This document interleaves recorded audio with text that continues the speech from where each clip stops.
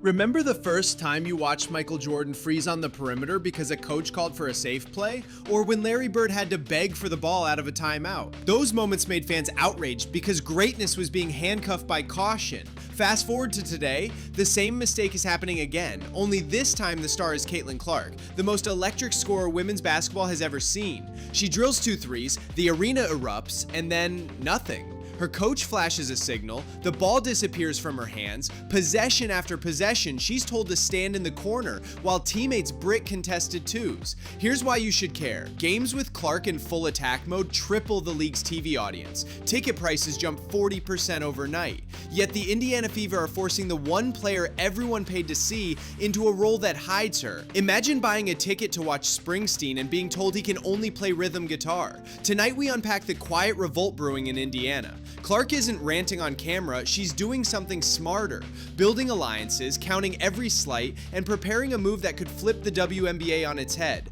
Stay with me because by the end of this video, you'll know exactly why a single coaching decision in January might cost the Fever their franchise savior in July. And if you're old enough to remember what happened when superstars like Kareem or Shaq felt boxed in, you already know the ending isn't pretty. Early in the season, Clark caught fire against the Liberty. 5 threes in the first half. The Garden crowd buzzed like Madison Square in the 80s. Then, without warning, the shots stopped. Possession after possession, she passed, cut, watched the ball swing everywhere but to her hands. Viewers assumed fatigue or tight defense. Post-game whispers told another story. The staff ordered her to defer. That scene has repeated itself. Quick double dribble, glance at the bench, coach's hand signal, and the most dangerous weapon in the sport holsters itself.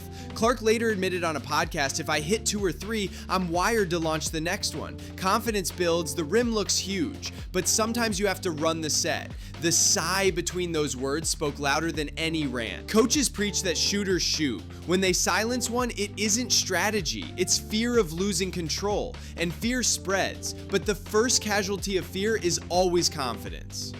Ask any veteran who's laced up for 2 decades. Hesitation is basketball's slow-acting poison. The second a pure shooter questions the green light, the rim shrinks from a hula hoop to a coffee mug. Against Phoenix last week, Clark caught a swing pass at the top.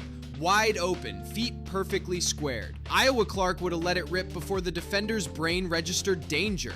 Instead, she pump faked, shuffled into a thicket of arms, and coughed up the ball.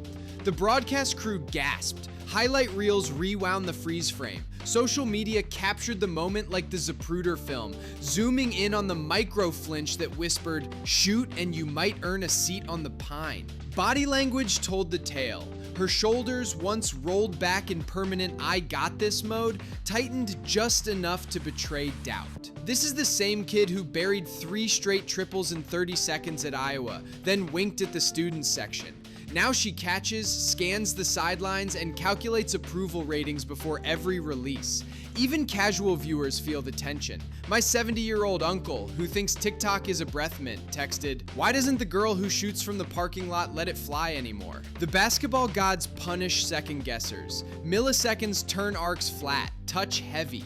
Each forced swing pass chips another flake off a shooter's self-belief, and confidence erodes like paint under winter's salt. Worse, the cast around her amplifies the hesitation.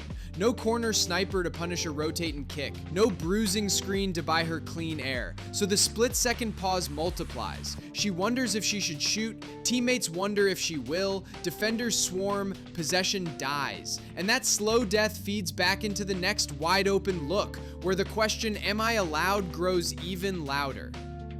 In Iowa, spacing was a living organism. As soon as Clark crossed half court, the center sprinted to set a high screen, the weak side wing sprinted to the corner, and the opposite guard lifted to the slot. 3 crisp actions in under 2 seconds. Screens landed like Swiss clockwork. Defenders had to choose between doubling 30 feet out or surrendering an open layup. Clark's passes weren't just highlights, they were the product of 5 players reading the same script. In Indianapolis, those pages are missing. Too many possessions start with Clark waving for a pick that arrives late, if at all. Two forwards camp in the same dunker spot, clogging driving lanes, while the off-ball guard drifts toward the action instead of sprinting to the corner. The result? Double teams trap Clark near the logo and the floor shrinks to a phone booth. Aaliyah Boston still speaks Clark's language. She seals with purpose, kicks the ball back out, reposts, and turns every high-low exchange into a two-woman symphony. Lexi Hall and Sophie Cunningham fill lanes, catch and shoot, and cut without ego. But veterans accustomed to first option status, looking at you, Kelsey Mitchell, hunt isolations that suck every ounce of oxygen from Clark's rhythm. They wave her off on 3-on-1 breaks, pound 20 seconds off the shot clock, then sling Clark a grenade with 4 ticks left. Draft night was the layup Indiana bricked. Clark's college sidekick Kate Martin, same instincts, same timing, sat on the board, ready-made chemistry. The fever passed. Their pick didn't survive opening day. The fan base groaned. Clark filed the memory like a turnover tally. So she's engineering her own antidote. Off days feature long text chains with cerebral shooters around the league. All-Star Weekend turned into informal film study with Sabrina Ionescu and Brianna Stewart. If Indianapolis won't replicate Iowa's harmony, Clark will recruit musicians who can, whether that means reshaping this band or joining a new one altogether.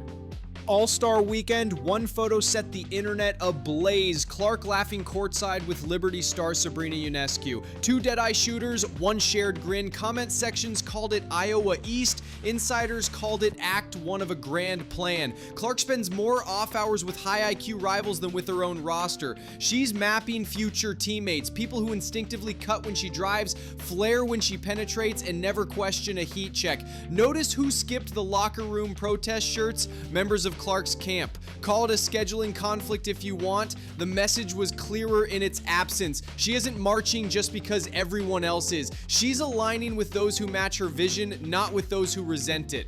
And that brings us to the coach steering this ship into the rocks.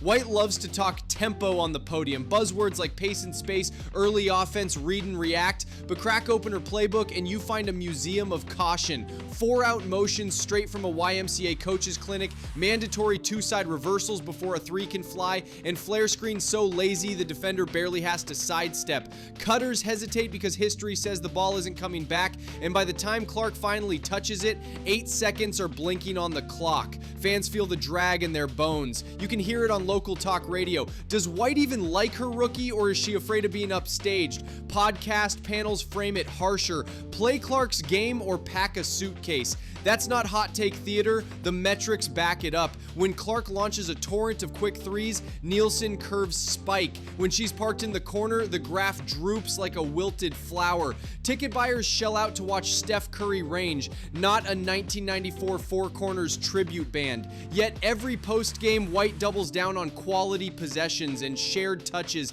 as if a Ferrari's true purpose is city block cruising behind a minivan. She could drop the handbrake and let the league's most marketable engine rev at full scream. Instead, she's tapping the brakes and blaming the speed limit. And here's the kicker, White isn't the only one clinging to comfort. A risk-averse front office, veteran scorers protecting their turf. Each faction has its own reason to keep Clark's turbo button covered. The result is a franchise idling while the rest of the WNBA speeds toward a new era.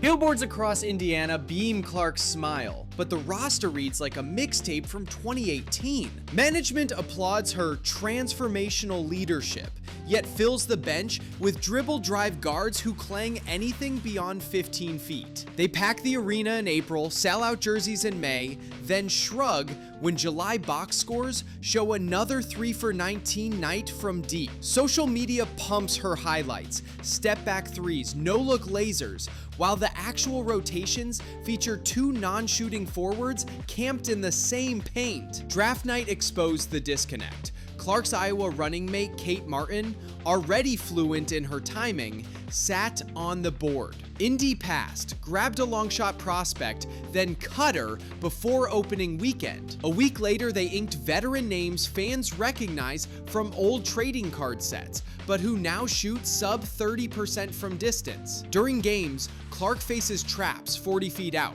pivots, scans, and sees teammates hesitating, toes on the arc, defenders daring them, prove you can hit. She swings to a big at the elbow. The 12-footer bricks. The groan rolls through Gainbridge Fieldhouse, and remote controls click over to the baseball game. Every sigh in the stands, every dip in the Nielsen line is a data point, and Clark stores data like a point guard memorizing play calls. Leverage isn't noise, it's proof. And right now, the proof says the Fever are burning daylight while their brightest star watches the calendar. Numbers first, 8-year Nike deal, 28 million baseline, royalties pending. Fever games triple league averages. Expansion checks jump from 50 to 250 million after her arrival. Every advertiser wants a slice of her brand. Silence second. She rarely complains in the media, but every time the camera shows her staring at the bench after a muffed set, fans rage on her behalf. The more she holds her tongue, the louder the crowd speaks. Options third, she can push for a coaching change this offseason. She can demand shooters in free agency. Worst case, she rides out her rookie contract, then picks a destination with cap space, IQ, and ambition. Indy ends up with memories and empty seats. Veteran fans remember what happened when Kareem asked out of Milwaukee, when Shaq bolted Orlando, when Dawn Staley left Charlotte in 2006. Stars leave, cities shrink. Indiana should and likely will flinch before letting history repeat, because the clock is louder than ever. Caitlin Clark isn't throwing chairs or tweeting cryptic lyrics. She doesn't have to. Every pass she makes to a bricklayer, every open three she's told to skip, every off-court smile with rival playmakers is a chess piece sliding forward. The Fever have two choices. Unleash the engine. Hire a coach whose first rule is shoot the third one, Caitlin. Sign wings who cut and hit corner threes. Draft minds, not names. Or she can stay the course and watch the brightest light in women's basketball find a city that lets it shine. For middle-aged fans who remember Pat Riley's Showtime Lakers or Cheryl Miller's USC Trojans, you know what happens when a franchise leans into star power. Records, rings, revenue. When it fights it, forgotten seasons and what-if documentaries. So where do you stand? If you're 100% Team Caitlin, if you believe talent this rare deserves freedom, drop a 100 in the comments, hit subscribe. Because one quiet off-season meeting could decide whether Indiana hosts the next dynasty or becomes a trivia answer about what might have been. Greatness has never waited for permission, and in 2026, the league may learn what happens when it finally stops trying to cage a comet.